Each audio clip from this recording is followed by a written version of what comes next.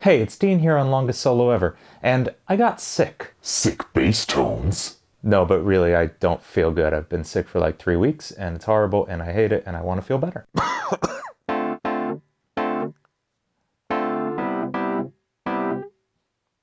So, something I get asked really often in terms of mixing is how do I make my bass cut through the mix? When you're mixing metal or rock or anything with a lot of distorted guitars, that guitar tone can kind of take up all the space in the mix.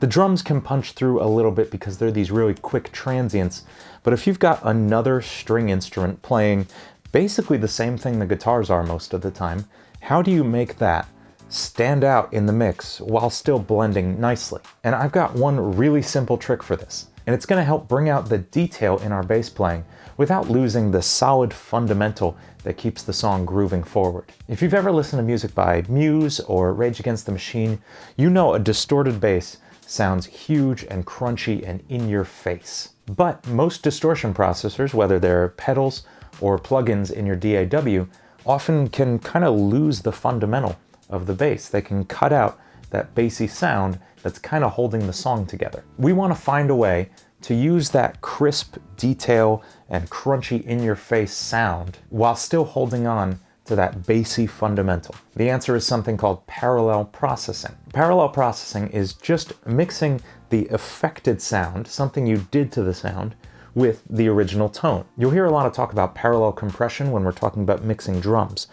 In this case, we're going to be doing parallel saturation or parallel distortion. We'll start off with the absolute simplest way of doing this. Just duplicate your bass track, put distortion on one of those tracks, and mix them together until you find a balance that works for you.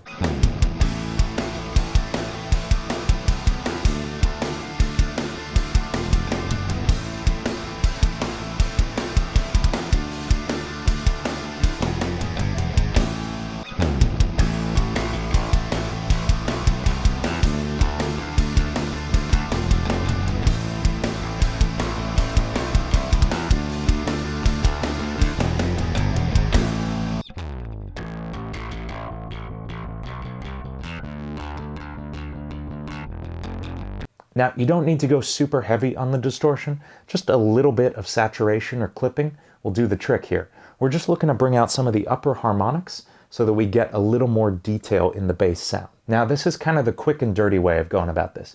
You get to keep your full bass tone mixed in with this new distorted effect. It works pretty well right out of the gate for most bass tones. But if you're willing to take a little bit of extra time, we can really dial this in for something really sweet. The next step you can take is to filter out the sound you'd like to get distorted. I usually do this with a simple high-pass filter, cutting out the really low bassy frequencies that are just going to get in the way of the tone we're trying to create here. I may also EQ out any higher frequencies that I find are interfering with that tone as well. If there's one particularly annoying ringy sound, I'll cut that out at this stage as well.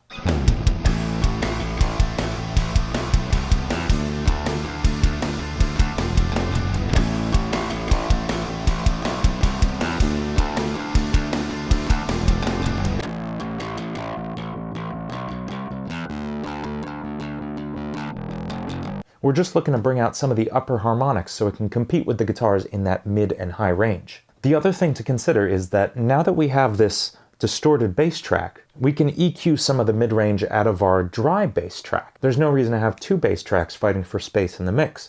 We may as well get our dry bass track out of the way, let it do its job in the low frequencies, and let this new distorted track take the mid and high range.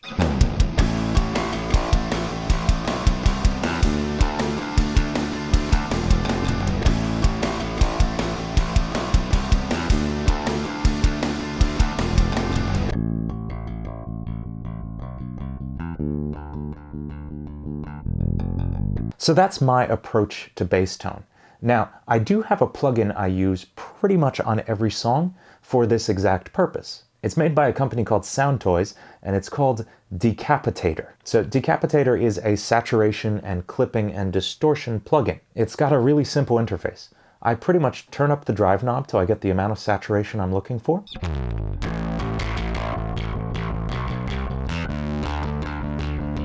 bring up the low cut knob to cut out some of those lower frequencies like I showed you in the second step.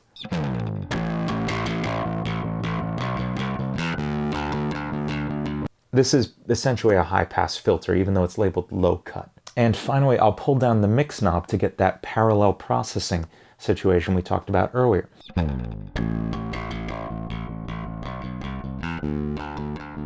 Bringing down the mix knob mixes in some of your original bass tone before it was processed by Decapitator. This gives you your full original bass tone along with this new distorted, saturated sound. And it sounds great on pretty much everything I try it on.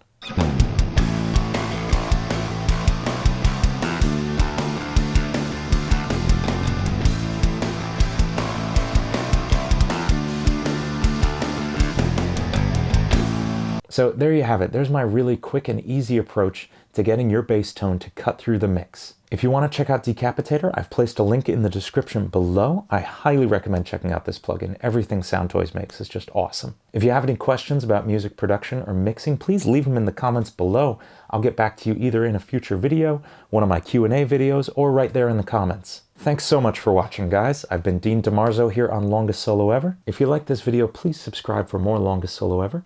I do music production tutorials, gear reviews, covers of music from video games and movies, all kinds of fun stuff here, with new videos posted every Wednesday and Saturday. Thanks again for watching, and I'll see you next time.